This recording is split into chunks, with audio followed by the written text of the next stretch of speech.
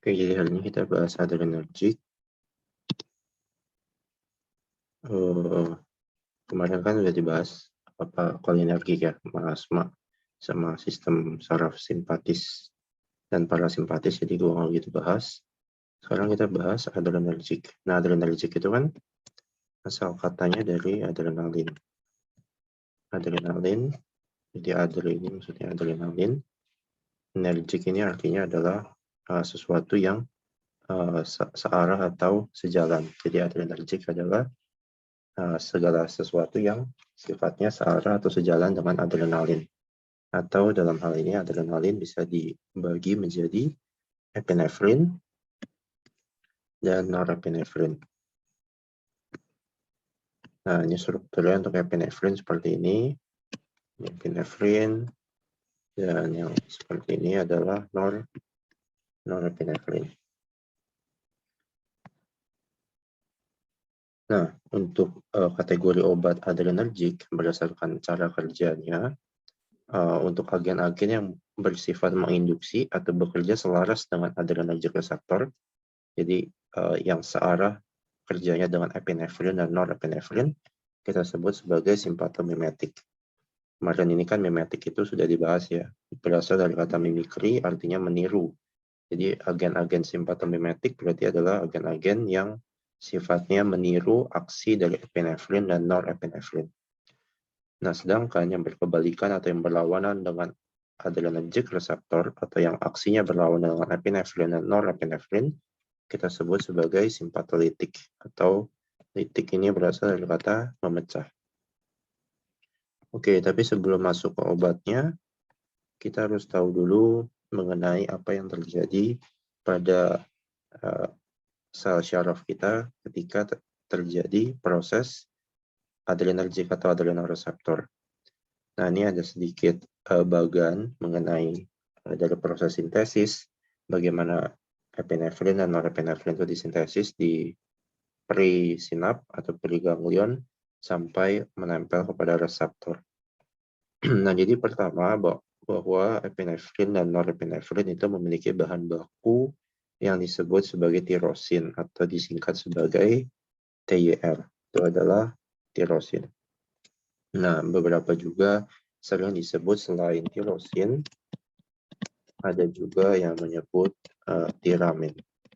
Jadi ini sebenarnya dua molekul yang hampir-hampir sama, tetapi hanya berbeda sedikit pada struktur kimianya. Gua nggak bahas apa bedanya, tapi intinya adalah bahwa kedua ini digunakan sebagai bahan baku pembentuk dari baik epinefrin maupun norepinefrin.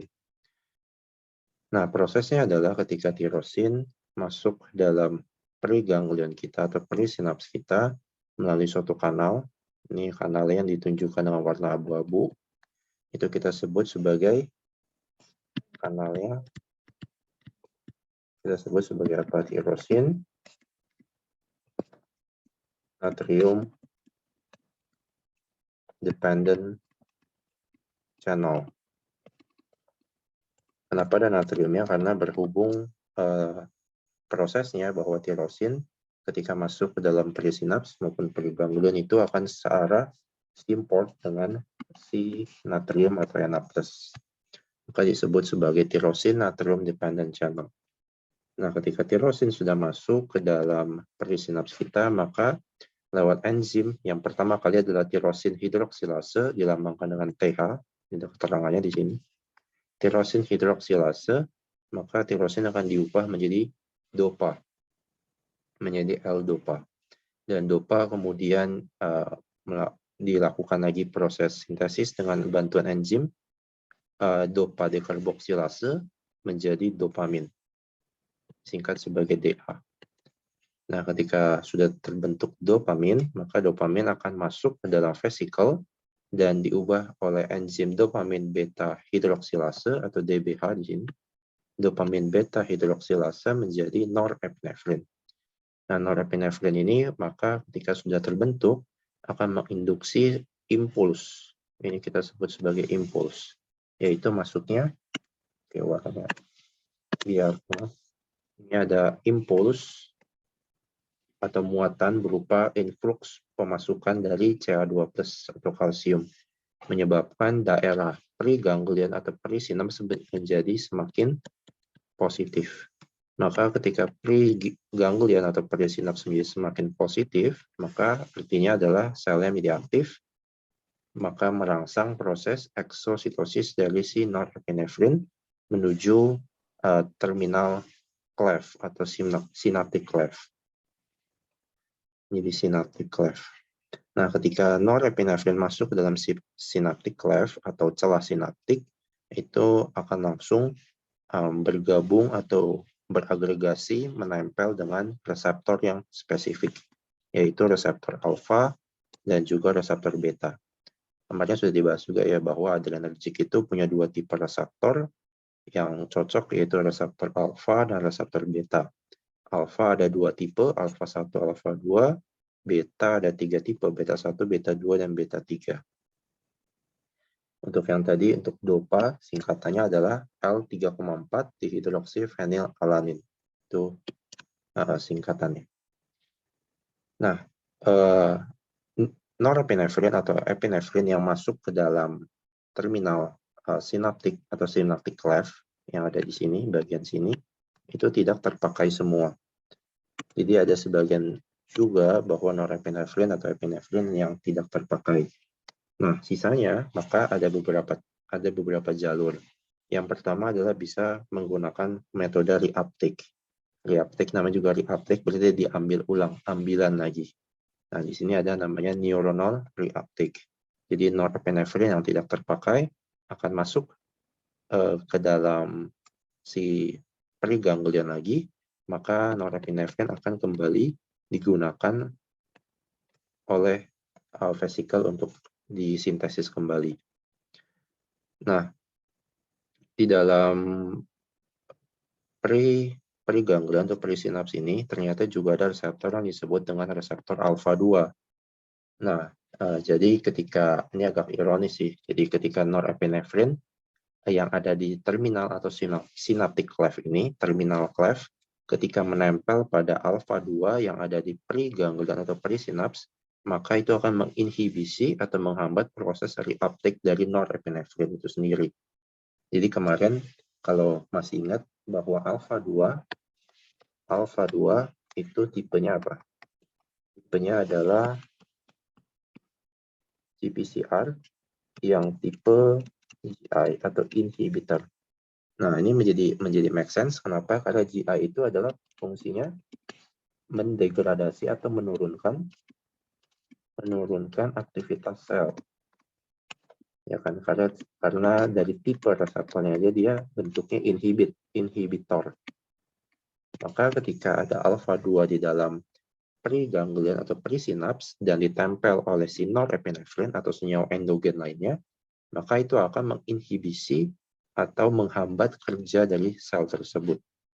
Maka dengan adanya alfa 2 di sini akan menghambat proses reuptake atau pengambilan ulang si norepinefrin ataupun epinefrin.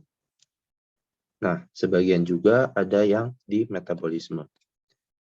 Jadi ada dua mekanisme bagaimana norepinefrin sisa itu masuk diolah. Yang pertama dari uptake, diambil kembali. Yang kedua adalah di metabolisme. Nah, karena kita sudah ngomong metabolisme, di sini ada sedikit di metabolisme enzim namanya COMT, katekol O-metiltransferase. Itu adalah enzim COMT, kebanyakan berada di hati. Nah, di sini kalau kita lihat nama enzimnya itu disebut sebagai katekol. Nah, kembali lagi kita ke struktur kimianya yang awal. Kenapa disebut dengan enzim ini disebut dengan katekol? Karena sebenarnya epinefrin dan norepinefrin atau senyawa-senyawa adrenergic lainnya itu memiliki cincin katekol. Jadi cincin katekol yang ini adalah cincin katekol. Bahwa ada intin benzen dengan posisi hidroksi ada di nomor 4 dan di nomor 5 dengan posisi yang orto. Itu disebut dengan cincin katekol. Dan ini ada etil amin. Ini ada amina. Lalu di sini juga ada 2 atom C, maka disebut dengan etilamina, maka disebut dengan singkatannya adalah katekolamin. Disingkat sebagai katekolamin. Karena ini merujuk kepada cincin, lalu aminnya ini merujuk kepada gugus NH yang ada di rantai sampingnya. Nah, tadi karena kita sudah masuk ke dalam metabolisme, kita lihat di sebelah sini. Ini diambil dari buku juga, jadi bisa juga dilihat di PDF atau di buku masing-masing yang mengenai metabolisme norepinefrin dan epinefrin. Nah, jadi proses metabolismenya sedikit rumit juga. Untuk metabolisme epinefrin dan norepinefrin itu ada dua enzim yang dipakai. Yang pertama adalah COMT tadi, katekol O-metiltransferase. Yang kedua ada yang namanya MAO atau monoamin oksidase. Ini adalah monoamin oksidase. Monoamin oksidase. Itu MAO. Nah, jadi ini adalah norepinefrin.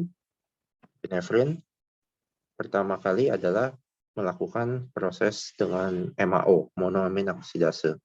Akan menjadi DOPGAL. DOPGAL itu adalah kondisinya ada ya, 3 yang ini. 3,4 dihidroksi phenylglycol menjadi DOPGAL. Nah, lalu ini masing-masing 3 ini mengalami proses lagi. Jadi norepinefrin dan epinefrin degradasi oleh enzim MAO itu menjadi DOPGAL, lalu masing-masing didegradasi lagi dengan enzim COMT. Norepinefrin oleh COMT menjadi normetanefrin, sedangkan epinefrin dengan COMT menjadi metanefrin. Norepinefrin dan epinefrin dengan MAO itu menjadi DOPGAL atau 3,4 dihidroksi phenylglycol. Nah, si DOPGAL itu bisa mengalami 2 jalur. Yang pertama dengan menggunakan enzim aldehid reduktase. Aldehid reduktase ini singkatannya ALD-RED. Aldehid reduktase menjadi DOPEC. DOPEC itu adalah 3,4 diphenyl ethylene glycol. Yang pertama ini kan DOPGAL itu 3,4 dihidroksi phenylglycol. Yang ini sudah menjadi 3,4 diphenyl ethylene glycol. Nah, selain itu ada juga yang kedua degradasi oleh enzim yang namanya aldehid dehidrogenase. Aldehid dehidrogenase menjadi DOMA. DOMA itu adalah 3,4 dihidroksi mandelat. Jadi ini adalah kalau kita lihat dari namanya mandelat, ada at-nya di belakang. Berarti ini DOMA ini adalah senyawa asam karboksilat. Nah, lalu berikutnya adalah DOPEC dan DOMA masing-masing bisa lagi didegradasi dengan enzim bantuan COMT lagi. DOPEC sendiri yang tadi 3,4 diphenyl ethylene glycol ketika pada didegradasi oleh COMT menjadi MOPEC, MOPG. Nah, MOPEC itu 3-metoksi 4 hidroksi phenyl ethylene glycol. Itu bisa dilihat ya, ada di bawah keterangannya. Lalu sedangkan DOMA itu didegradasi juga oleh COMT menjadi VMA. VMA itulah 3-metoksi 4 hidroksi mandelat juga. Nah, lalu itu berhenti sampai di situ. Jadi hasil akhir degradasi dari si DOPGAL ini hasil akhirnya adalah MOPEC atau VMA. Yang tadi 3-metoksi 4 hidroksi phenylethylen atau 3-metoksi 4 hidroksi mandelat. Nah, selanjutnya yang tadi normetanefrin dan metanefrin itu masih bisa mengalami degradasi lagi dengan bantuan MAO. Nah, dengan bantuan MAO dia menjadi apa? Menjadi MOPGAL. Dan juga metanefrin ketika didegradasi juga bisa menjadi MOPGAL. MOPGAL itu adalah 3-metoksi 4 hidroksi phenylglycol aldehid. Nah, jadi itu bisa juga dibaca di bawahnya kalau masih kurang ngerti mengenai singkatannya.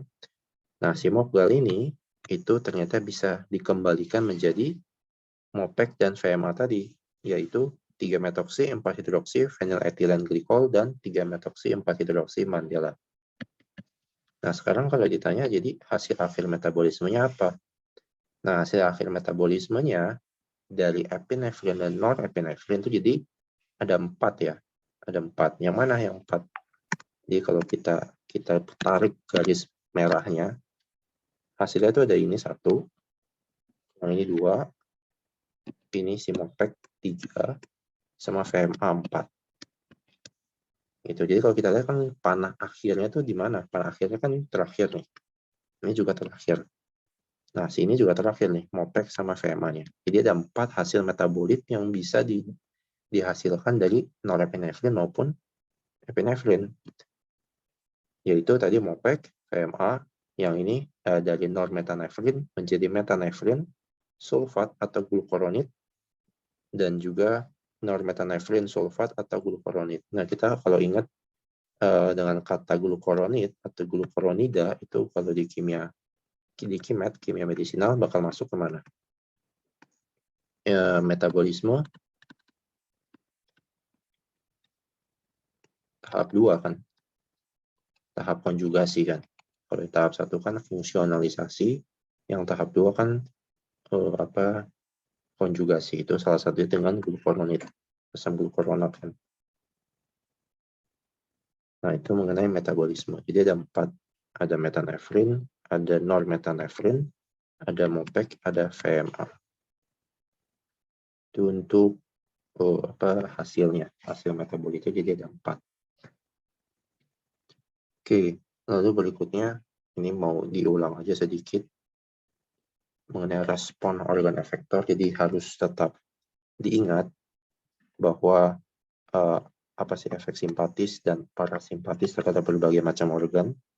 Nah, ini kan menjadi penting. Jadi kalau mata misalkan simpatis menjadi midriasis, lalu misalkan kalau untuk jantung, denyut jantung untuk simpatis meningkat, untuk parasimpatis menurun, dan seterusnya. Ini cuma diulang sedikit aja biar tetap nyantol gitu loh. Karena ini untuk pengobatan dasarnya dari sini. Jadi tetap diingat mengenai tabelnya, tabel 2.1 mengenai berbagai macam organ efektor di saraf efeknya, saraf simpatis maupun parasimpatis. Oke, sekarang kita lanjut ke obatnya, baru kita bahas obatnya. Jadi kita tahu bagaimana metabolismenya, bagaimana senyawanya apa aja, ada epinefrin dan norepinefrin, lalu proses sintesisnya gimana, bahannya apa aja kita udah tahu. Sekarang kita masuk ke obatnya. Nah, yang pertama, sebelum masuk simpatomimetik, gue mau bahas sedikit di sini. Nah, tadi kan ini gambarnya diperbesar mengenai yang tadi, bagan yang sintesis dari norepinefrin dan epinefrin, itu ada beberapa jenis obat yang bisa menghambat pada posisi ada obat yang bekerja pada praganglion atau prasinaps.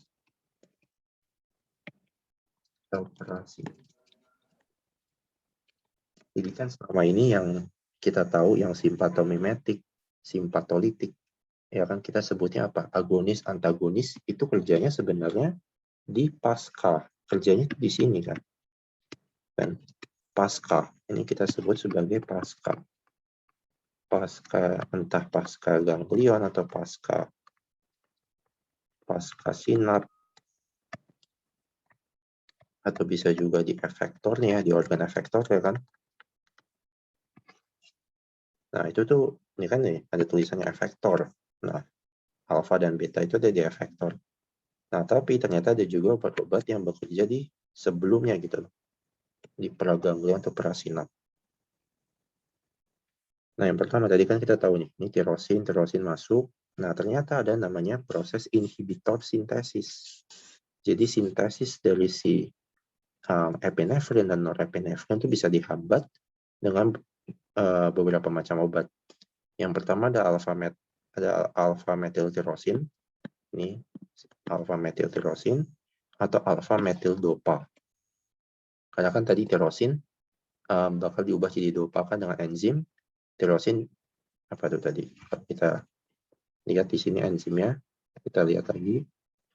Enzimnya apa? TH, tirosin hidroksilase.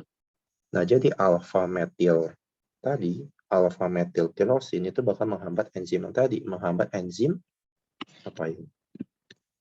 Inhibisi, sebenarnya inhibisi enzim tirosin hidroksilase. Ya kan, intinya itu dia menghambat enzim. Menghambat enzim pembentuk dari si norepinefrin dan epinefrin. Ini kita sebut sebagai inhibitor sintesis. Nah, ada juga yang disebut sebagai inhibitor penyimpanan. Itu contohnya adalah reserpin. Reserpin. Itu adalah inhibitor penyimpanan. Jadi ketika norepinefrin dopamina masuk ke dalam vesikel, itu dihambat oleh si reserpin ini. Sehingga tidak dapat terbentuk norepinefrin. Gitu di vesikel. Jadi hambat sama dia. Lalu ada juga yang disebut dengan apa nih? Induksi pelepasan. Nah, jadi ada juga inhibitor pelepasan, ada induksi pelepasan. Namanya induksi berarti kan merangsangkan. Jadi ketika tiramin atau ada amfetamin itu bakal merangsang pelepasan dari si epinefrin dan norepinefrin. Jadi dirangsang agar dilepas itu lebih banyak dari yang seharusnya. Sedangkan kalau inhibitor pelepasan itu contohnya guanetidin itu bakal menginhibisi pelepasan dari si norepinefrin ya. Jadi dia tetap diam di dalam si vesikelnya setelah terbentuk. Sedangkan kalau si tiramin atau amfetamin itu bakal menginduksi atau merangsang proses pelepasan dari norepinefrin atau noradrenalin ke terminal ininya, terminal clef-nya. Itu. Lalu ada lagi satu lagi jenisnya inhibitor reuptake. Artinya adalah menginhibisi proses pengambilan ulang.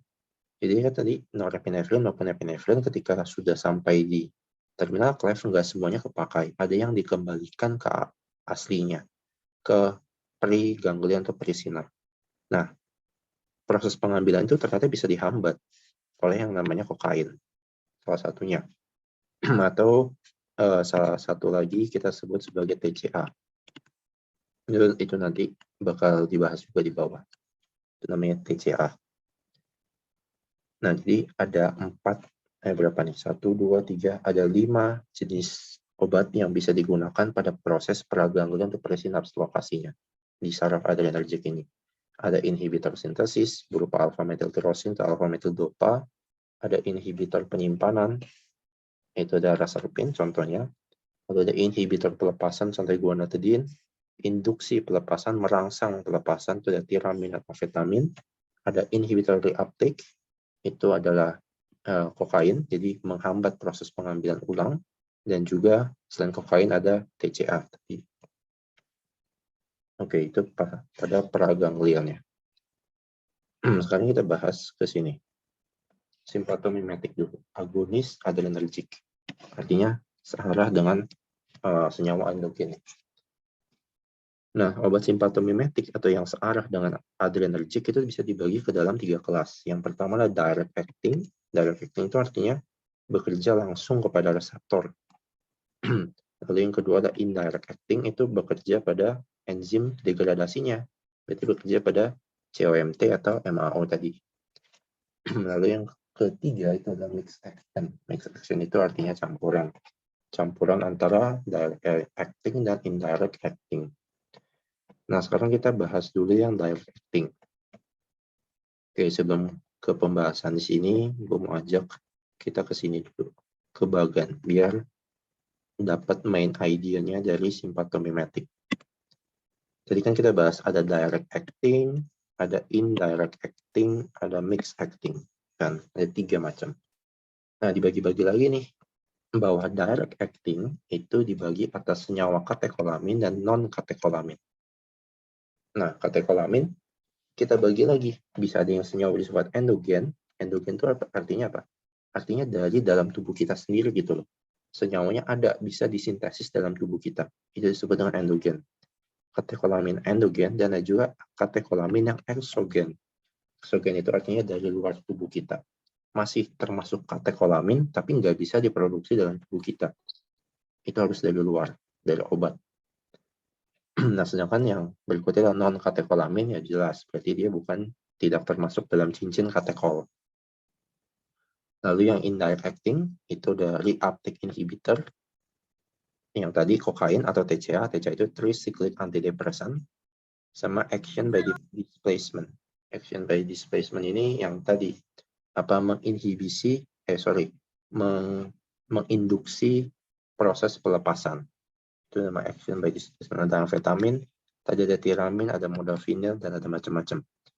Terus yang mixed acting atau yang berdua, kerjanya ganda, combo, itu ada ephedrine dan pseudoephedrine. Nah, kita yang katekolamin tadi, yang endogen itu ada dopamin, ada epinefrin, norepinefrin. Yang eksogen ada dibutamin, dopexamin, ada phenyldopa, ada isoprenalin. Untuk yang non-katekolamin itu ada klonidin, ada silmetosfolin, ada phenylephrine, salbutamol, metoksamin. Yang tadi ini udah contohnya. Sekarang kita baru lihat satu-satu.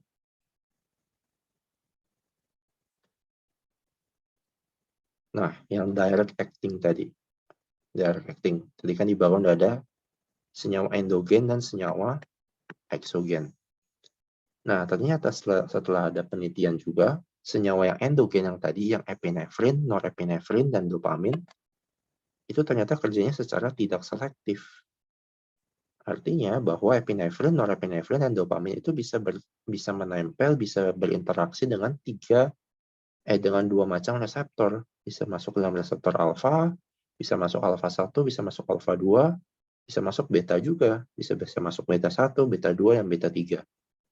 Dan untuk dopamin sendiri, itu spesial, bisa masuk juga ke dalam reseptor dopamin sendiri. Nah, sedangkan yang eksogen tadi, itu ternyata dia spesifik kerjanya. Selektif. Yang silmetosfolin, klonidin, phenylephrine, salbutamol, metoksamin, itu dia selektif. Jadi ada yang khusus untuk alfa 1, khusus untuk alfa 2, khusus beta 1, dan seterusnya. Oke, sekarang kita bahas dulu yang non-selective agent. Yang pertama ada epinefrin. Epinefrin itu ciri khas digunakan untuk shock anafilaksis. Jadi orang yang shock, yang tiba-tiba collapse, nah itu harus kita gunakan epinefrin untuk istilahnya di starter ulang gitu. Istilah mesin mobil di starter. Nah, starternya itu pakai epinefrin. Kalau mobil di starter kan butuh bensin, butuh oli. Nah, kalau tubuh manusia begitu turun, begitu shock gitu, nah di starternya pakai epinefrin. Bisa juga digunakan untuk cardiac arrest. Nah, ini ada sedikit ini juga. Apa bedanya?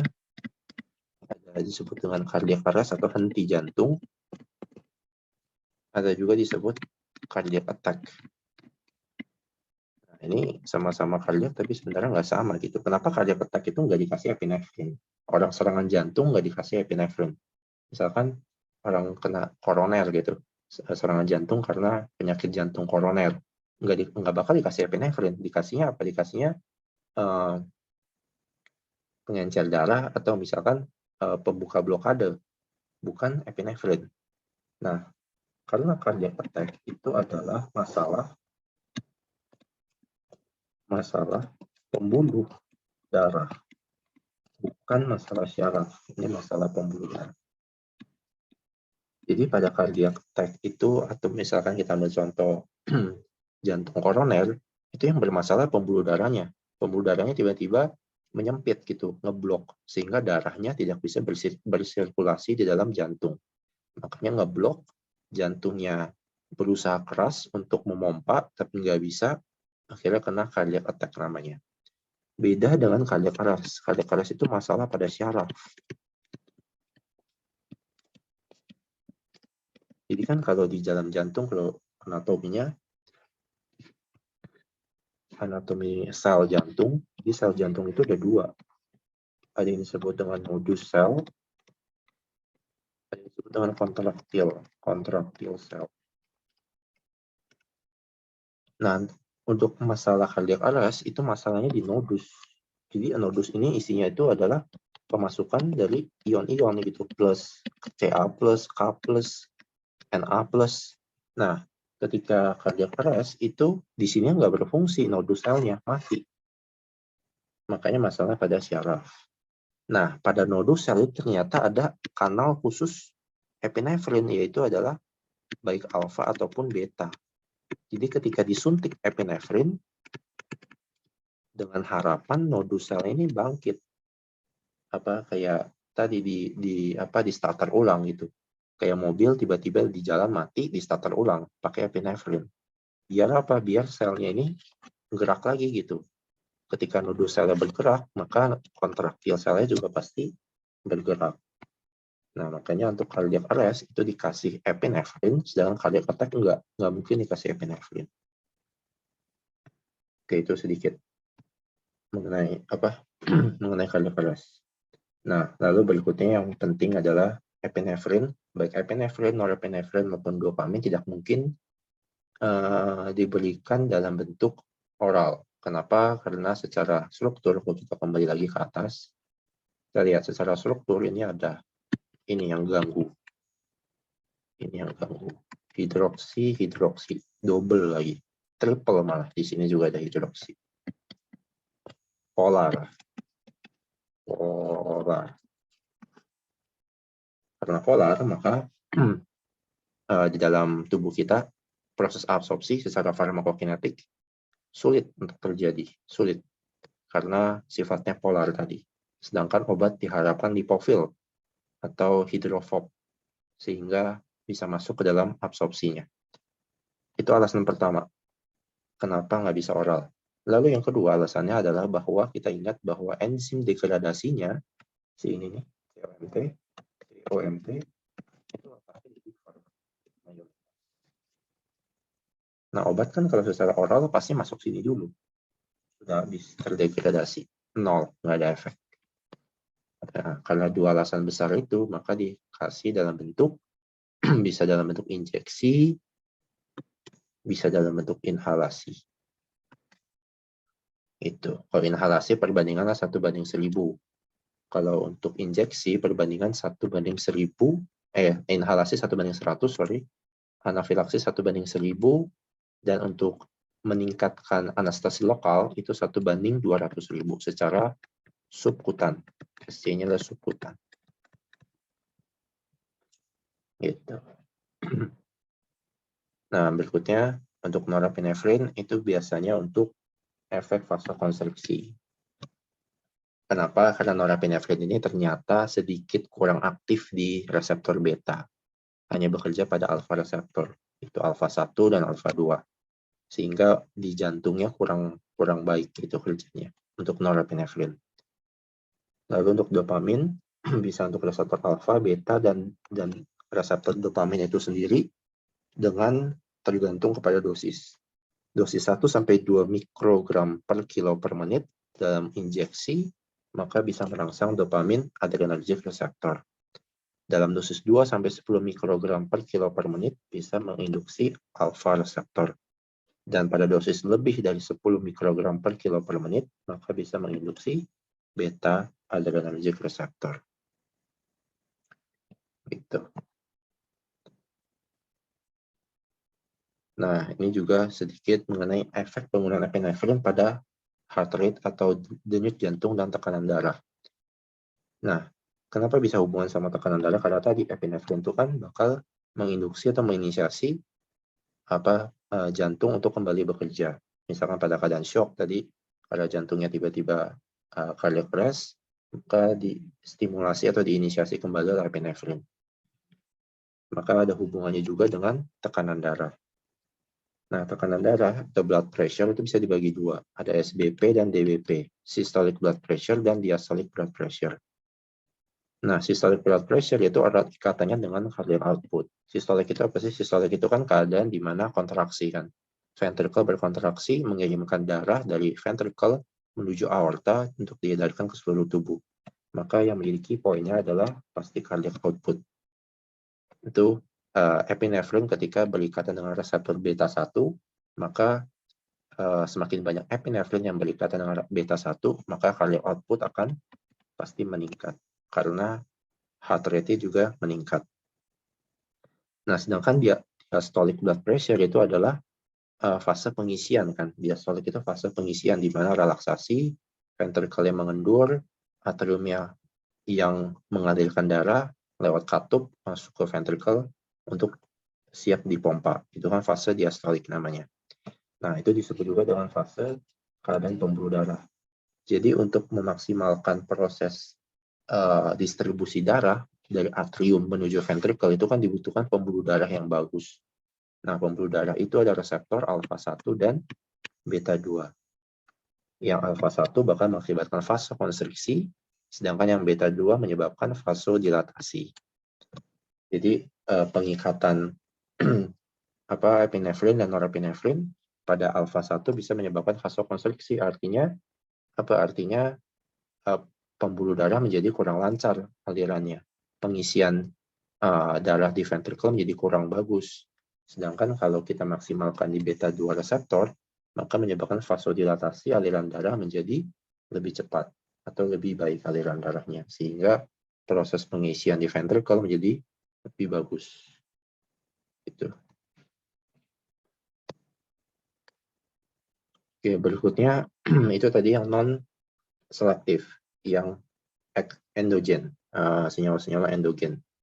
Nah, berikutnya ada yang selektif, jadi ada selektif alfa 1, alfa 2, beta 1, beta 2, sama beta 3.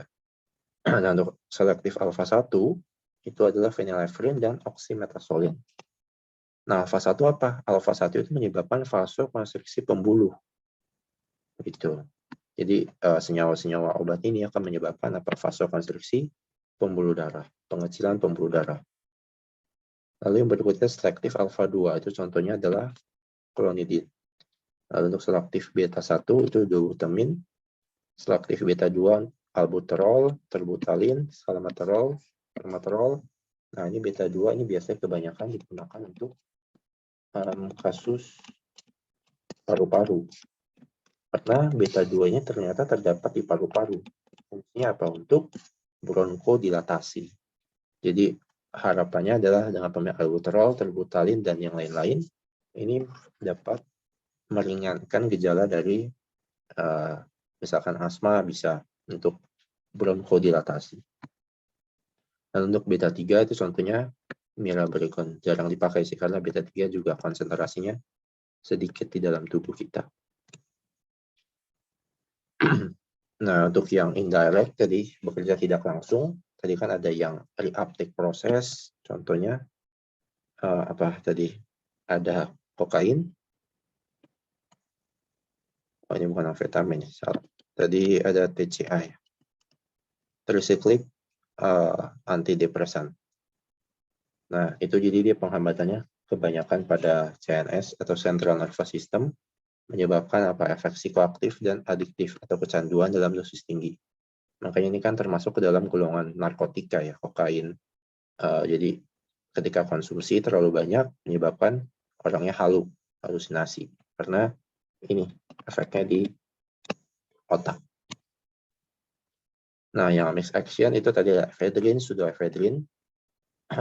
Dia bekerja cukup lama karena bukan golongan katekolamin. Bukan golongan katekolamin, jadi tidak bakal degradasi sama COMT tadi. Nah, sedangkan yang lebih sering dipakai itu adalah pseudoephedrine ya. Yang ephedrine itu lebih jarang untuk dipakai di penggunaan klinis. Oke, ini tadi strukturnya ya, mengenai katekolamin, mana yang katekolamin, mana yang non-katekolamin. Nah, kalau dilihat yang katekolamin itu pasti mempunyai OH di bagian ini. Ada 2 gugus hidroksi, disebut dengan katekolamin. Jadi kan ada epinefrin, norepinefrin, ada dobutamine, dopamin, isoprotrenol, atau isoprenalin, itu termasuk ke dalam katekolamin. Sedangkan yang nggak punya OH di sini kosong, dengan kosong, itu adalah amfetamin. Amfetamin ini kan termasuk psikotropika juga ya, ephedrine, phenylpropanolamine, dan segalanya itu itu adalah yang non-katekolamin.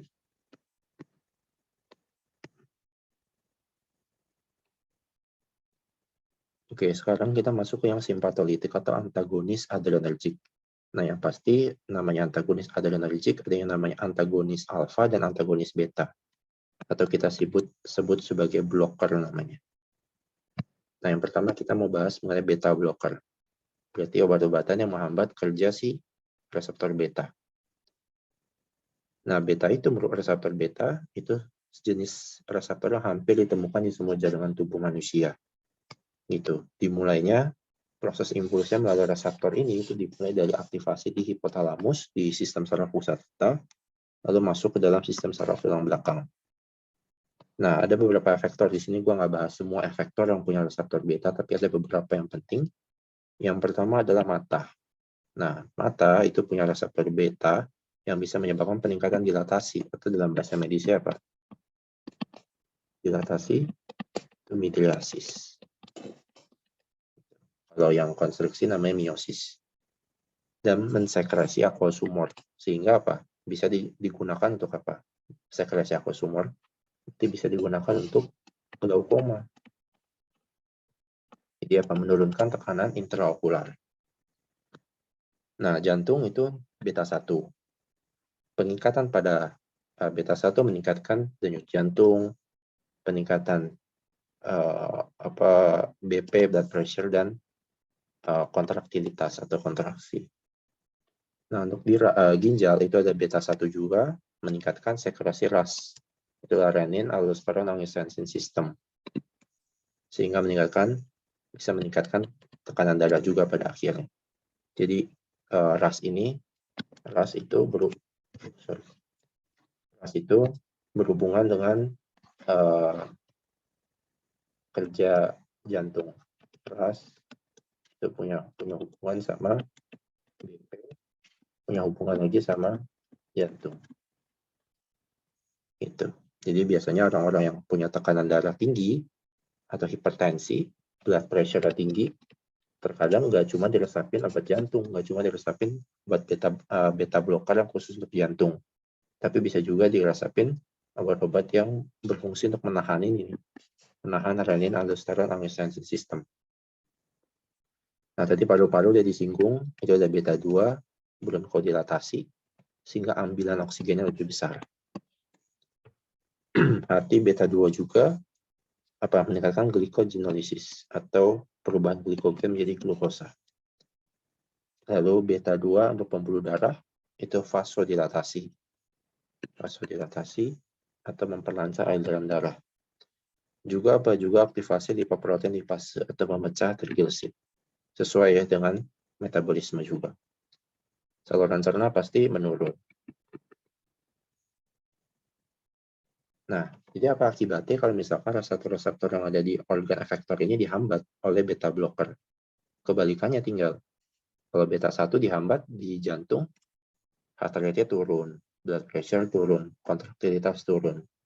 Di ginjal, blood pressure-nya juga turun karena renin, angiotensin, aldosteron system juga turun.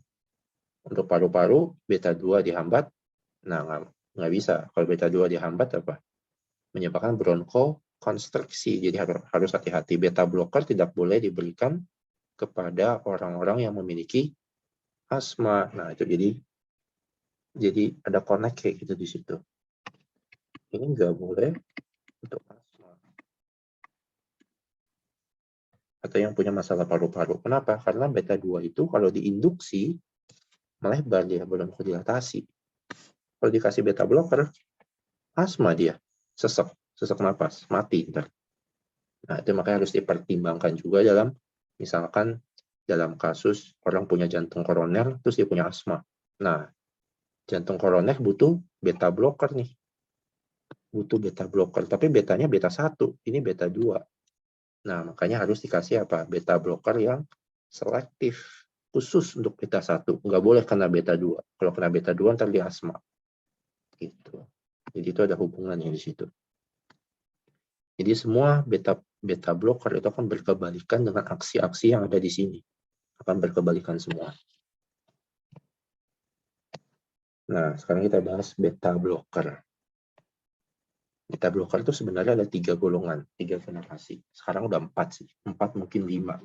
Itu yang terbaru gitu. Cuman yang sekarang biasa dipakai itu yang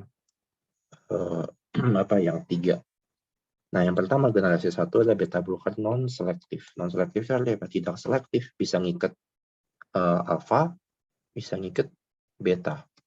Contohnya adalah timolol, propanolol, sotalol.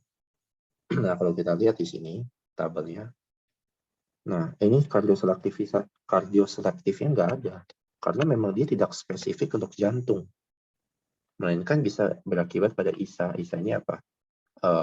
Intrinsic sympathomimetic action, gitu. Lalu bisa juga MSA, gitu. Jadi ada yang efek-efek lain gitu, nggak khusus untuk jantung. Itu maka disebut sebagai non-selektif. Nah, tapi yang generasi kedua itu dia selektif hanya pada beta 1. Nah, tapi kalau dalam dosis tinggi, misalkan overdosis nih, harusnya 50 mili, dia minum 100 mili. Bisa dia berkaitan ke beta 2, ngimbas ke beta 2. Itu ada bisoprolol, atenolol, esmolol, acetobutolol. Nah, makanya kita lihat di sini kardioselektifnya tinggi nih. Dari +1 sampai +3. Memang ada beberapa yang punya ISA dan MSA, tapi tidak semuanya. Kebanyakan strip. Nah, selektif itu artinya kardioselektivitasnya tinggi. Nah, generasi 3 itu dia non-selektif juga. Tapi kebanyakan dia ikat pada beta 1, beta 2, dan alfa 1. Jadi non-selektif itu terkontrol. Cuma 3 ini, kebanyakan. Sedangkan kalau generasi 1 ini semuanya. Alfa 1, alfa 2, beta 1, beta 2, beta 3, semuanya. Kalau ini cuma 3 reseptor dibatasi. Contohnya adalah carvedilol dan labetalol. Itu yang maksudnya yang paling sering dipakai.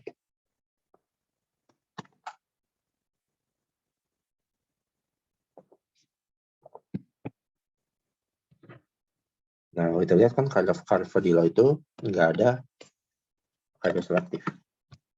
Melainkan dia MSA dan juga nih alfa 1 blocker. Alfa 1 blocker tadi apa sih? Alfa 1 gunanya apa? Kita lihat lagi. Kalau kita lihat tadi di atas, alfa 1, aktivasi alfa 1 menyebabkan vasokonstriksi. Aktivasinya. Tapi kalau di inhibitor, alfa 1 inhibitor berarti alfa 1 blocker. Alfa 1 blocker berarti menyebabkan vasodilatasi. Itu. Jadi blocker dari alfa 1 menyebabkan vasodilatasi. Karena tadi alfa 1 kalau diaktifkan menjadi vasokonstriksi. Begitu dihambat menjadi vasodilatasi, pelebar. Oke, ini sedikit mengenai farmakokinetiknya, bioavailabilitasnya, metabolisme lintas pertama, dan segala macam. Ini bisa dilihat juga di buku. Yang paling bagus mana obat? Yang paling bagus sebenarnya ini nomor 16. Kenapa? Karena dia bioavailabilitasnya bagus, 90-100. Metabolisme lintas pertama nggak kena. Terminal eliminasi lumayan lama, jadi 12 jam. Gitu. Secara data farmakokinetik sih, sotalol itu lumayan baik untuk diberikan. Nah, sekarang kita masuk ke alpha blocker. Alpha blocker. Tadi kan ada alpha 1, ada alpha 2. Nah, kita harus tahu dulu alpha itu sebenarnya banyak kan ada di mana sih? Yang pertama tadi kita sudah bilang ada di vascular smooth muscle atau di otot-otot pembuluh darah. Tadi sudah disinggung lagi alpha 1 kalau mengikat epinefrin terjadi vasokonstriksi sehingga terjadi peningkatan tekanan darah. Blocker pada alpha 1 menyebabkan tidak terikat epinefrin dan norepinefrin sehingga terjadi reaksi berkebalikan, itu vasodilatasi. Yang kedua apa? Yang kedua ada di kelenjar prostat dan sphincter urinasi atau otot detrusor yang kemarin sudah disinggung juga. Nah, ikatan pada alfa-1 oleh epinefrin dan norepinefrin pada sphincter urinasi itu menyebabkan kontraksi, sehingga menghambat proses urinasi. Kemarin kan sudah dibahas ya, bahwa simpatis itu, pada saat proses simpatis, kita nggak mungkin pengen kencing, atau pengen buang air besar. Nggak mungkin. Karena posisinya itu lagi lagi bertarung istilahnya gitu. Lagi siaga. Nggak mungkin mengeluarkan ekskresi. Nah, tapi pada kondisi medis, kondisi patologis, misalkan ada orang-orang yang punya pembesaran kelenjar prostat, maka ketika alfa-1 ini diikat oleh epinefrin pada saat proses simpatis, rasanya menjadi nggak nyaman atau sakit. Karena kelenjar prostatnya membesar. Jadi kalau secara anatomi, sini gue nggak ada gambar lagi. Jadi secara anatomi itu kelenjar prostat dan sphincter si urinasi itu sebelahan, tetangga istilahnya. Jadi ketika yang satu membesar, otomatis dia bakal mengambil lapaknya si sphincter urinasi ini. Ditekan. Jadi kelenjar prostatnya tekan sphincternya gitu. Bayangin aja kalau dia sebelahan, ditekan sama si prostatnya kalau membesar, maka sakit kalau si reseptor alfa-1-nya diikat sama epinefrin tambah-tambahan. Makanya dikasih bloker alfa-1 agar apa? Agar sedikit berelaksasi, agar si penderitanya enggak terlalu sakit gitu di daerah saluran ekskresinya. Tapi efeknya adalah diuresis atau sering buang air kecil. Nah, alpha blocker itu juga ada yang selektif dan non-selektif. Nah, yang selektif itu selektif terhadap alfa-1, ada tamsulosin, doxazosin, prazosin. Tamsulosin ini paling sering digunakan. Biasanya untuk orang-orang prostat itu dikasih. Biasa laki-laki umur lansia 60 ke atas, 65 ke atas, mulai ada pembesaran kelenjar prostat dikasih alfa-1 blocker tamsulosin. Nah, yang kedua yang non-selektif. Non-selektif artinya bisa berikatan pada alfa-1, bisa juga berikatan pada alfa-2. Nah, ada dua jenis nih. Ada yang namanya phenoxybenzamin dan phentolamine. Nah, bedanya adalah dia ada yang bersifat allosteric inhibitor. Jadi, inhibitor secara allosteric dan active site inhibitor. Maksudnya apa? Maksudnya, jadi kalau kita gambar di sini, misalkan ini adalah sel kita. Misalkan itu adalah sel kita, lalu di sini kita kasih seperti ini.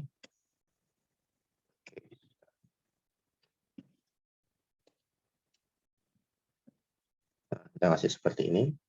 Ini adalah bagian sebelah sini. Jadi kita sebut sebagai active site. Oke. Lalu yang sebelah satu lagi, mana-mana. Sebelah satu lagi, kita kasihnya adalah allosteric.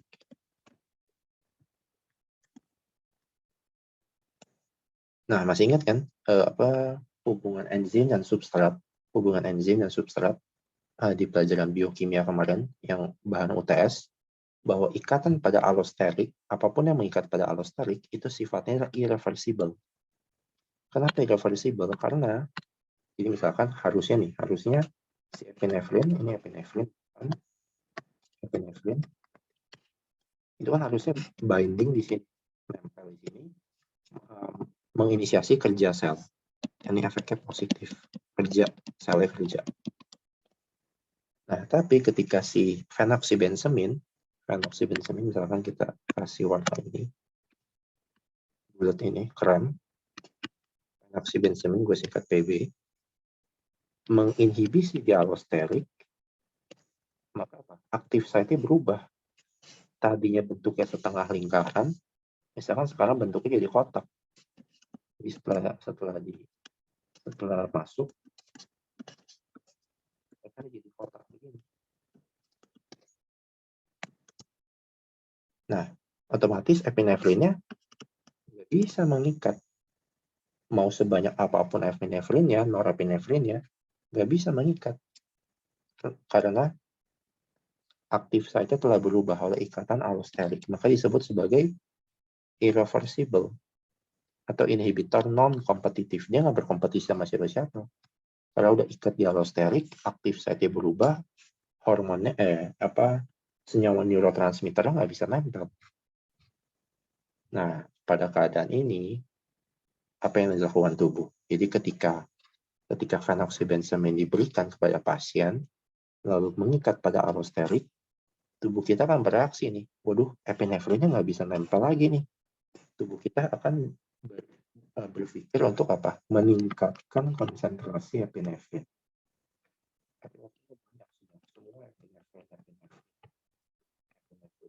Bisa mengikat semua epinefrin. Nah, epinefrin ini diproduksi di mana sih? Nah, kemarin sudah disinggung juga ya, adrenal medula. Nah, akibatnya apa? Ini mengakibatkan over capacity. Karena produksi berlebihan. Demandingnya banyak dari tubuh. Epinefrin terus. Akhirnya apa? Tumor. Selnya menjadi tidak normal. Itu yang kita sebut sebagai kondisi pheochromocytoma. Bahwa kerusakan pada kelenjar adrenal medula karena produksi epinefrin yang tidak wajar, tidak seharusnya. Oke, bentar, laptop gua mau mati.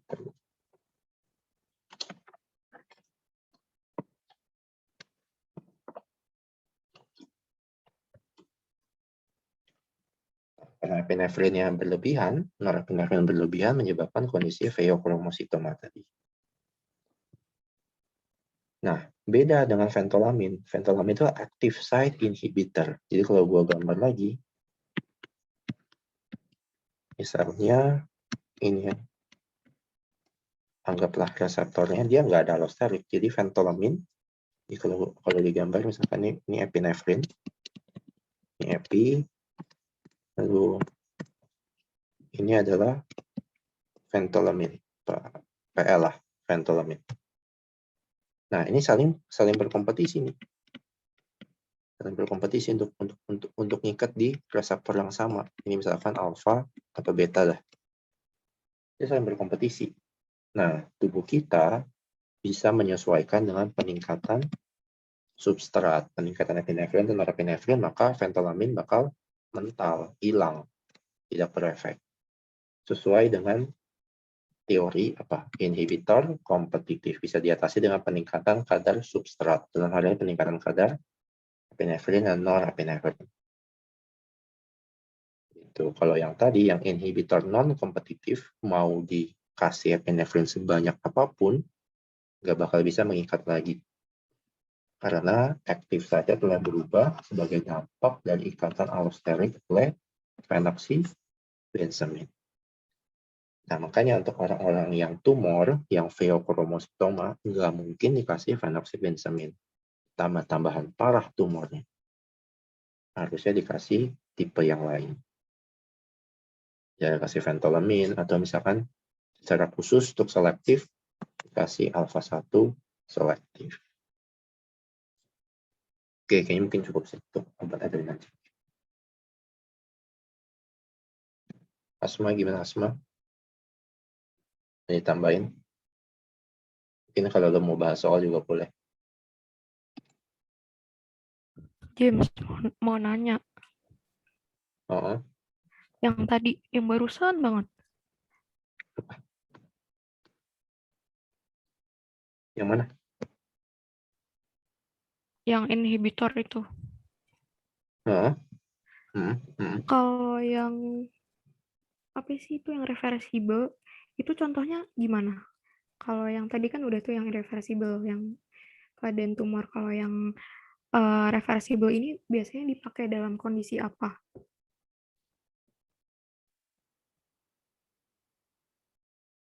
Oh, yang ventolamin. Ya, dia kan berikatan pada reseptor sebagai blocker untuk alpha 1 dan alpha 2. Ya, sebenarnya alpha 2 itu nggak terlalu banyak ditemukan sih dalam tubuh. Ya bisa juga, misalkan untuk mengatasi mengatasi yang tadi untuk kelenjar prostat sama sphincter juga bisa pakai ventolamin, atau yang untuk vasodilatasi juga bisa untuk vasodilatasi. Tapi kan kebanyakan adalah reseptor alfa 1 kan ya. Alfa 1 di sini juga alfa 1. Jadi kebanyakan juga medikasinya pakai yang selektif, karena selektif sudah ada yang khusus untuk alfa 1.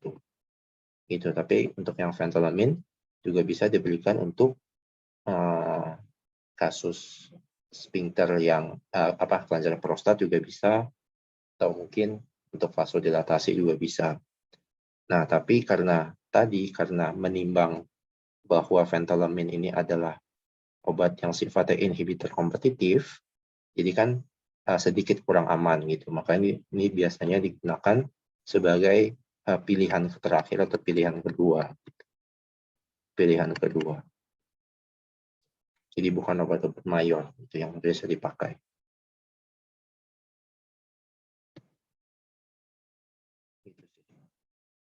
Oh, jadi dia tuh non-selektif karena pada akhirnya juga akan meningkatkan epinefrin ya?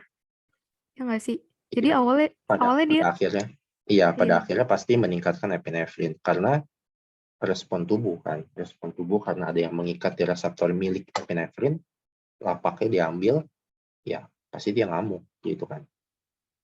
iya, tapi itu bukan efek utamanya kan? Iya, bukan efek utamanya. Oke. Terus tadi yang alpha 2 dong, gue masih agak bingung. Alpha 2 yang mana ya? Yang awal banget. Ini beta, alpha 2. Iya, alpha 2 yang masih di awal-awal banget. Yang apa GPCR itu. Kenapa dia menghambat menurunkan aktivitas sel. Terus yang tadi itu loh, pas Oh, ini tiba, alpha ya 2. pas dibahas sama Bu Ros yang menghambat pelepasan. Maksud gue tuh dia menghambat pelepasan karena di reuptake lagi gitu. Kan emang salurannya di situ kan.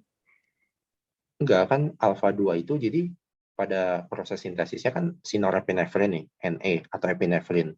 Itu kan ada kanal khusus untuk reuptake. Ini kan ada kanal khusus nih, norepinefrin reuptake. Ya kan, itu ada kanal khususnya.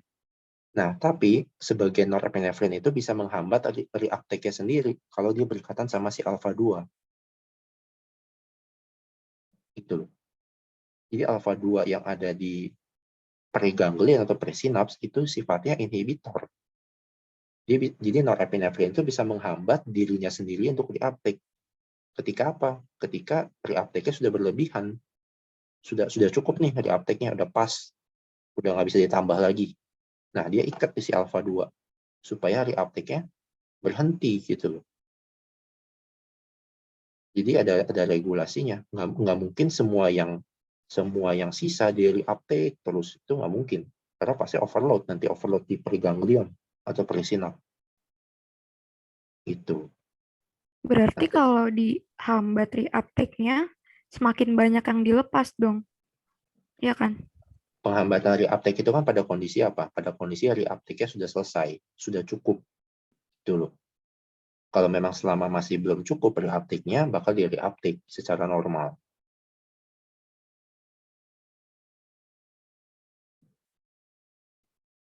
Berarti pernyataan yang bilang bahwa oh alpha 2 itu menghambat pelepasan norepinefrin berarti itu salah sebenarnya. Atau gimana? Alpha 2 menghambat Menghambat pelepasan. pelepasan, iya. Menghambat pelepasan norepinefrin.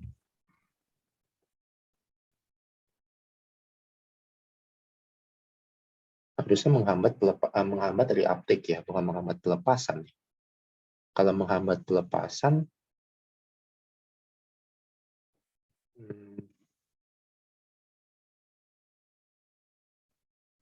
karena alpha 2 itu kan secara struktur tadi dia GI kan inhibitor. Jadi dia akan mendeaktivasi sel kan, menurunkan kerja sel. Logis memang kalau pada akhirnya dia menurunkan proses reuptake-nya tadi gitu. Dengan catatan bahwa proses itu terjadi ketika reuptake-nya sudah selesai gitu. Jadi norepinefrin atau epinefrin yang menempel di reseptor alfa beta sudah pas, sisanya ada yang di metabolisme sudah pas, yang di reuptake sudah cukup. Itu maka sebagian kecil akan menempel di alfa 2 supaya proses reuptake-nya berhenti gitu. Tidak diambil-ambil lagi.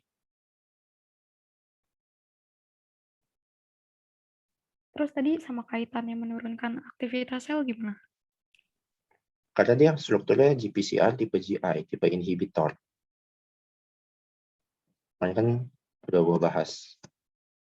GI itu apa menurunkan produksi dari CAMP.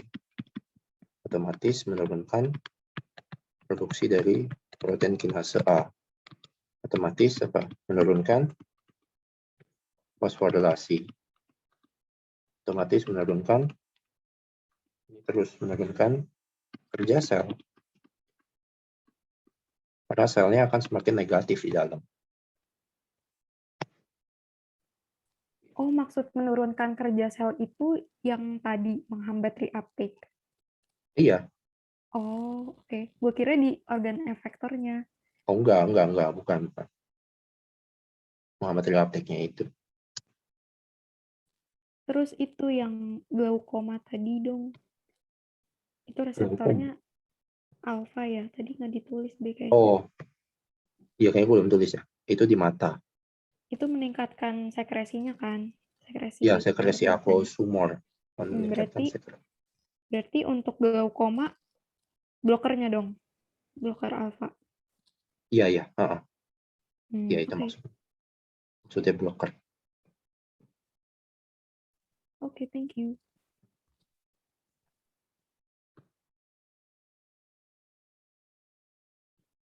Oke, udah mau tambahin nggak? Itu biar gue kayak cukup sih. Bahas soal kali ya. Gue aja bahas soal. Gue aja. Lu aja, gue mau nyambi ke sebelah. Ya udah, gantian. Bahas soal 2019. Mohon maaf. Tunggu nih, James. Ada yang nanya, James. Jangan pergi dulu.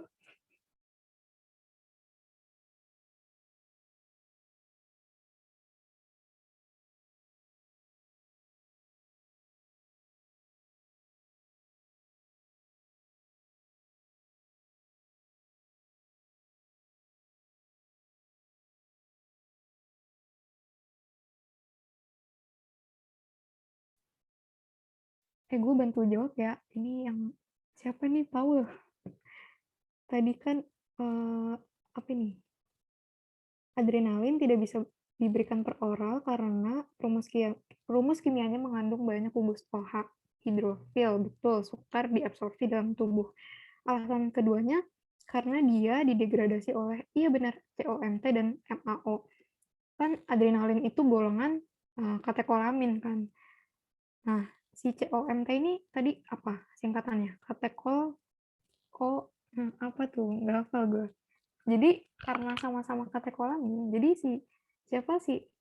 Karena adrenalin ini golongan katekolamin, maka dia merupakan substrat dari enzim katekol OMT ini gitu. Jadi alasan keduanya adalah ini benar karena didegradasi oleh COMT dan MAO yang ada di hati dan di saluran cerna gitu. Jadi itu dua alasan tadi itu menjadi dua alasan utama kenapa si adrenalin ini tidak diberikan per oral. Pertama karena dia polar, sangat polar, jadi sulit diabsorpsi. Kemudian yang kedua dia merupakan substrat dari si COMT dan MAO gitu. Terus apa ini? Sebutama ada gugus OH-nya. Salbutamol. Ini udah lu ganti itu aja. Oke. Gue balik dulu sedikit. Oke. Nah, tadi kan pertanyaannya kenapa salbutamol masih ada oralnya, padahal ada gugus OH, kira-kira gitu kan. Nah, salbutamol atau albuterol itu masuknya kemana? Kalau kita lihat. Dia masuk ke selective agent. Selective agent itu Masih yang katekolamin tapi senyawa eksogen. Oke, sekarang kita lihat struktur. Salbutamol. Ya, betul. Memang ada OH di sini. Sini ada CH2OH. Itu memang ada hidroksinya, tapi dia itu tidak sepolar si ini, epinefrin, norepinefrin, dan bla bla bla yang lain. Tidak sepolar mereka.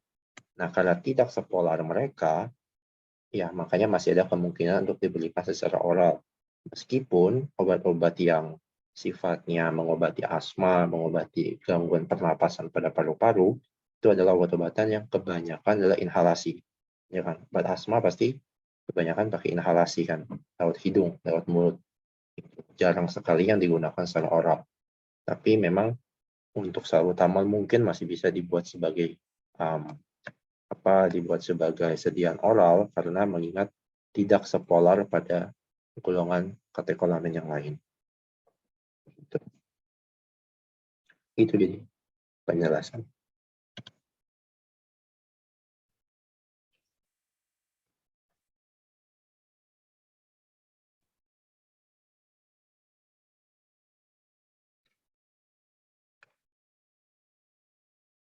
Deh, Asma mau soal? Gue mau Ya, soal. bentar.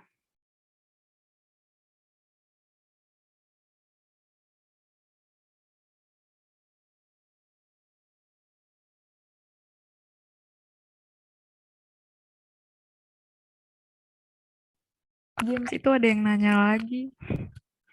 Masih di sini nggak lo? Bisa baru mau keluar. Kenapa? Kelihatan nggak chatnya? Oh iya, kronotrop, ionotrop. Buat motrop, dromotrop. Oh itu nggak sih yang Mana nih? Mau lu dulu jelasin. gak usah, dulu aja. Gue mau cek dulu. Ya udah.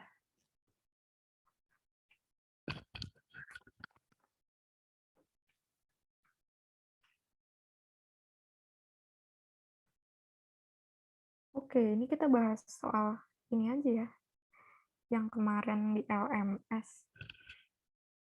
Kemarin kan udah yang muscarinic, sekarang gantian. Sorry, iya sama aja ya muscarinic sekarang ya. Itu mau jawab dulu pertanyaan yang tadi atau langsung masuk? Oke. Ya udah, lu Jawab aja dulu. dulu. Mau gantian share screen tuh langsung jawab.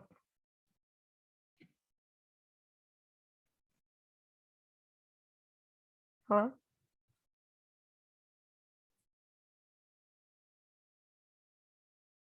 Oh,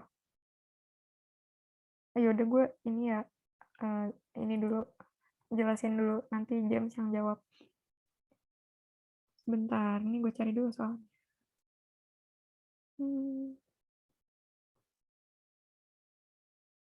Nah ini, pilihan beta blocker non-selektif. Beta blocker non-selektif untuk mengatasi hipertensi. Nah ini mah hafalan ya. Kita lihat aja di sini, beta blocker non-selektif. Tadi jawabannya apa sih? Beta blocker non-selektif, propanolol. Coba kita lihat golongan. Nah ini, non-selektif. Ini beta reseptor agonis non-selektif, propanolol. Tuh. Terus, bentar, mana lagi ya?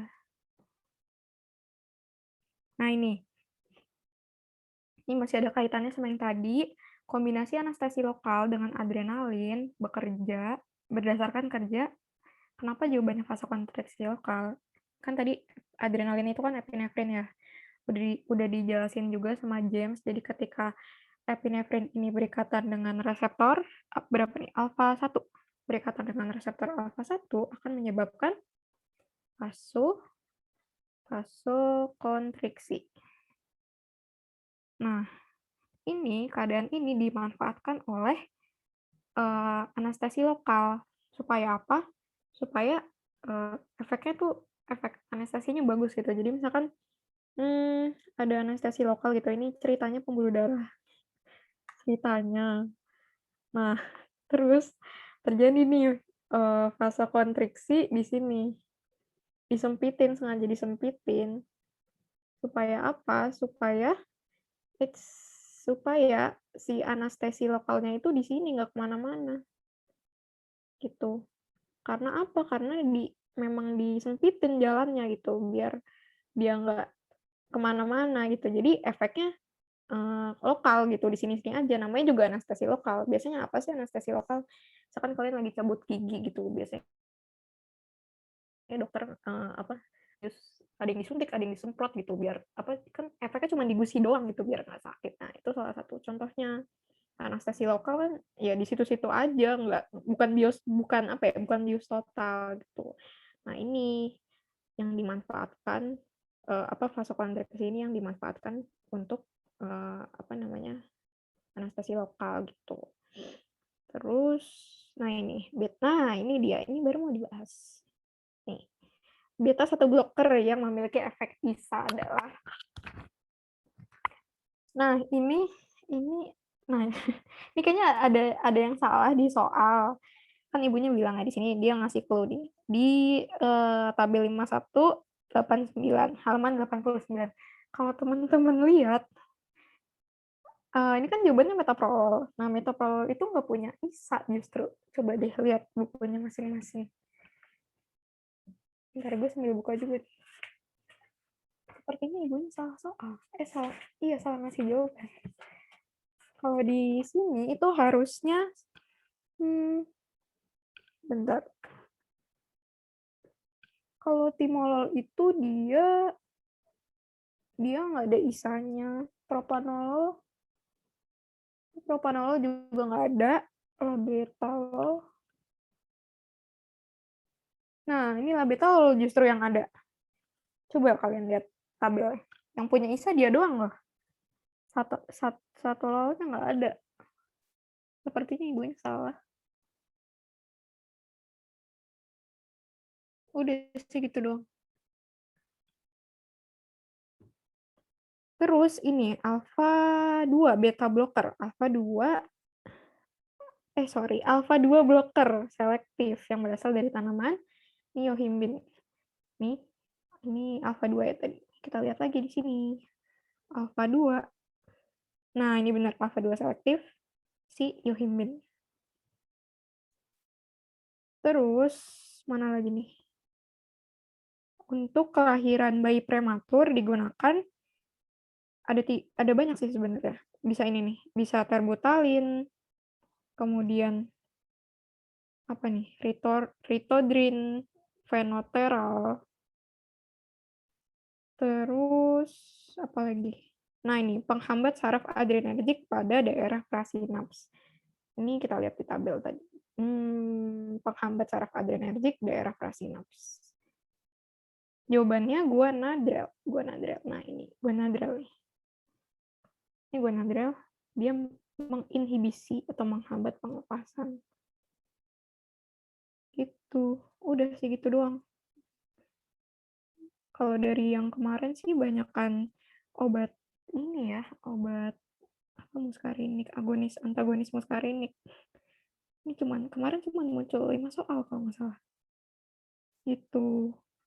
Oh ini satu lagi. Udah ya tadi. Propanolol.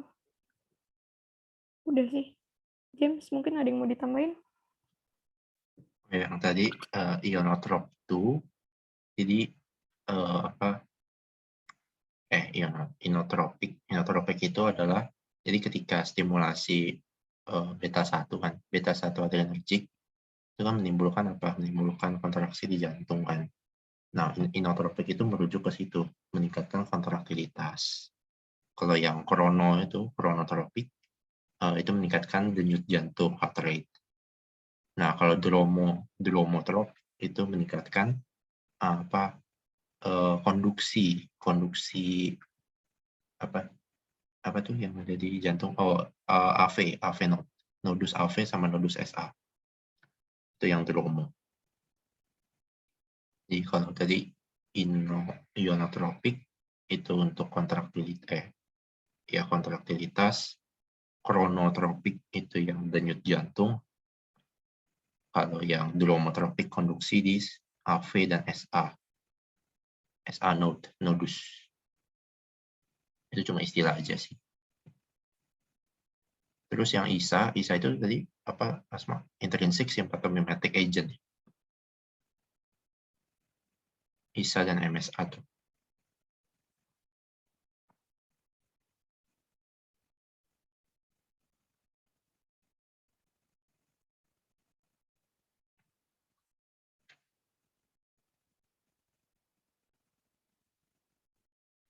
Enggak, tadi ada yang nanya ISA, minta dijelasin ISA sama MSA.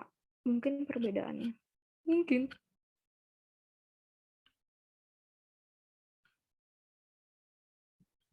James, lu masih di situ nggak? Yang jelasin coba ISA sama MSA. MSA. Lu mau jelasin?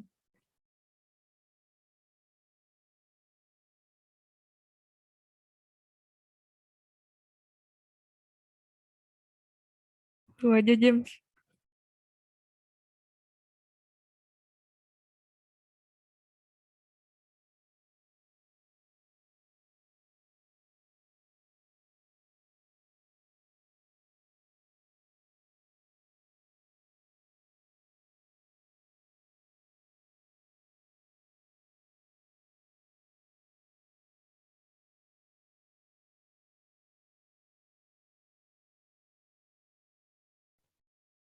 ISA MSA itu kayak bukan efek positif negatif sih. Dia kayak efek samping juga. Jadi untuk beta blocker itu kan kayak khusus ngeblok gitu kan, ngeblok untuk senyawa beta harusnya. Tapi ada beberapa juga obat yang beta blocker punya efek yang lain gitu. Salah satunya adalah simpatomimetik gitu. Jadi ada sebagian juga obat-obat yang beta blocker harusnya ngeblok, tapi malah menginduksi juga. Gitu. Sama juga dengan MSA.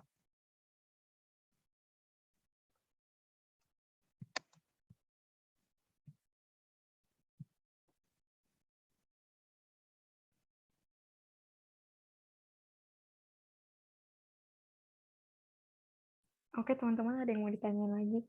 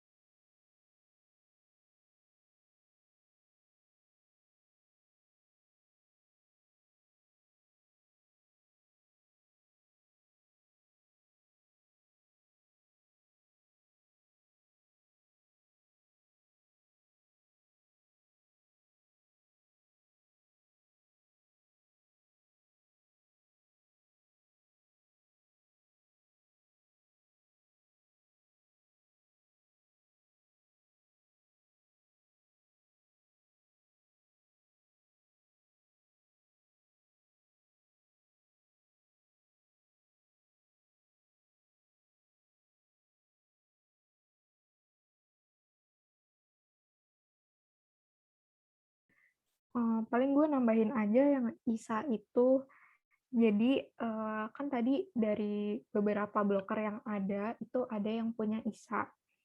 Nah, ini bisa menjadi pertimbangan gitu. Sebaiknya mungkin kalau kita mau ngasih blocker, itu sebaiknya yang nggak ada ISA-nya. Kenapa? Nih, ISA itu kan artinya intrinsic sympathomimetic activity. Berarti dia meningkatkan aktivitas parasimpatis. Meningkatkan aktivitas simpatis. Ya enggak? Sedangkan blocker itu harusnya simpatolitik kan. Tapi ada beberapa blocker yang mempunyai sifat ini. Akhirnya kan nggak konsisten gitu. Dia simpatolitik juga, simpatomimetik juga. Gitu. Itu yang menjadi salah satu pertimbangan ketika kita memberi beta blocker gitu. Lebih baik yang tidak ada ISA-nya. Gitu.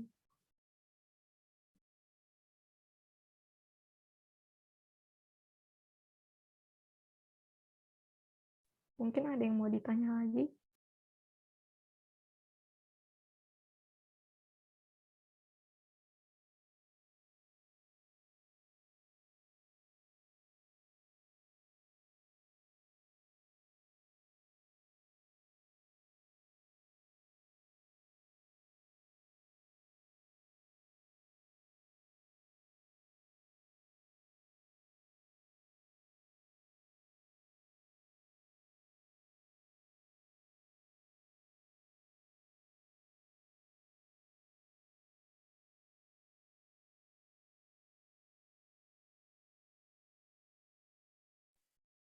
James, lu masih di situ nggak? Gue pengen nanya.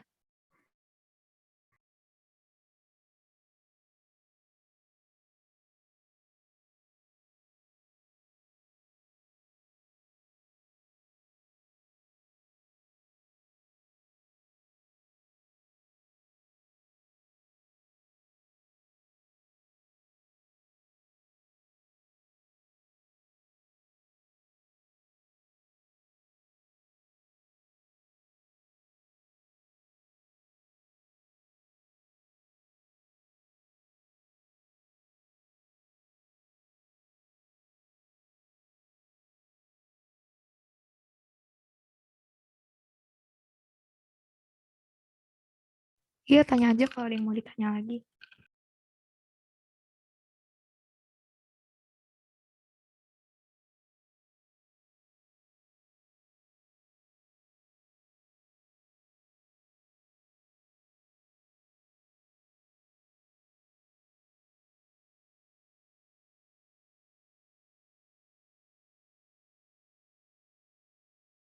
Jadi pertanyaannya, perbedaan sifat perangsangan saraf parasimpatis dan simpatis terhadap efektor itu gimana? Mana yang serentak, mana yang enggak.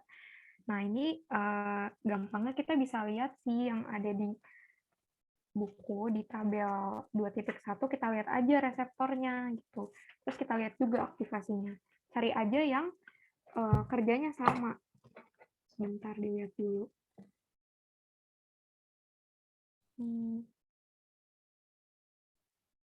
Nah, misalkan di mata itu, bentar, sebentar gimana? Nah ini, di mata itu ada reseptor. Ini kedengeran kan suaranya? Ah, iya, di mata itu ada reseptor alfa, ada reseptor alfa, ada reseptor. Kalau reseptor apa sih ini? Adrenergiknya? Adrenoreseptornya itu alfa reseptor. Sedangkan kalau kolinoreseptor di mata, kolinoreseptor itu ada M3 sama M2. M3, M2. Nah, kalau ini kan simpatis kan? Simpatis, ini parasimpatis. Nah, kalau kalian lihat di tabel, itu sama-sama meningkatkan sekresi. Cuman bedanya apa? Kalau di M3 dan M2 ini, dia intensitasnya 3+ gitu. Sedangkan kalau di simpatis itu intensitasnya di sini cuma 1+. Nah, ini jadi sebenarnya parasimpatis sama simpatis nggak nggak selalu antagonis gitu, nggak selalu berlawanan. Lihat aja di organ reseptornya, di organ efektornya kita lihat reseptornya. Banyakan mana reseptor adrenoreseptor atau kolinoreseptor, terus kita lihat intensitasnya gedean mana gitu. Udah paham?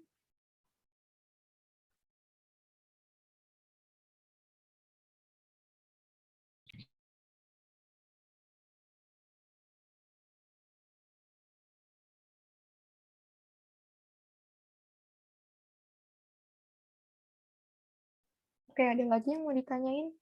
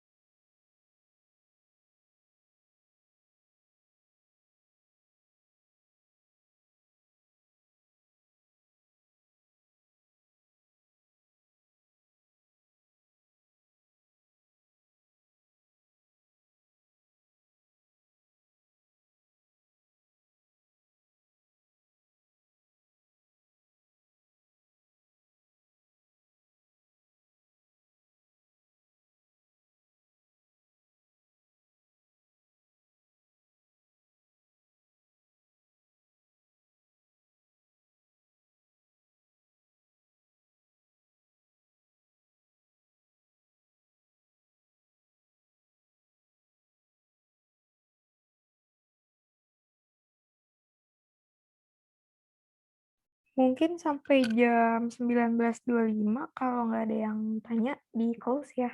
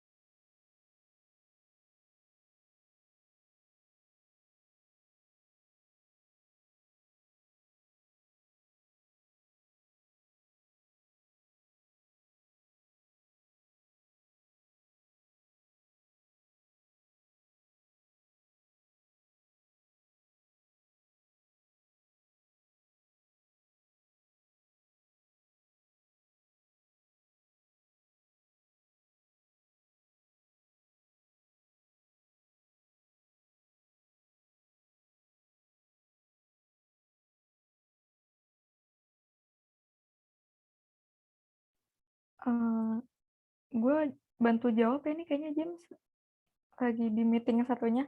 Prototype itu kayak apa ya, kayak tiruan, bukan tiruan, kayak contoh gitu. Misalkan golongan antikolinergik. Antikolinergik itu prototipenya atropin. Berarti obat-obat golongan atropin atau yang strukturnya mirip dengan atropin itu golongan antikolinergik gitu. Ngerti nggak? Prototipe tuh kayak contoh gitu pada golongan antikolinergik. Jadi misalkan prototipe antikolinergik atropin. Oh, ya udah, berarti golongan atropin. Apa aja contohnya? Contohnya kayak apa ya? Gue juga nggak hafal sih. Tapi prototipe tuh maksudnya gitu. Terus mau nanya yang soal 2019 nomor 18. Yang mana ya? Pertanyaannya apa bentuk aktif senyawa neuron adrenergic sentral dari metadopa? Bentuk aktif senyawa neuron adrenergic sentral. Maksudnya gimana? Gue belum lihat soal sih sebenarnya, jujur, yang tahun 2019. Pilihannya apa? ABC-nya ada nggak? Iya, prototipe tuh kayak tiruan, apa contoh gitu loh. Obat utama, iya benar.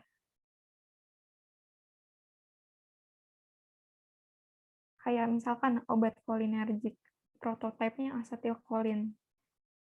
Berarti yang termasuk golongan asetilkolin itu apa? Esterkolin. Kayak misalkan betanekol, karbakol, gitu-gitu. Itu tuh sebenarnya strukturnya mirip kayak asetilkolin.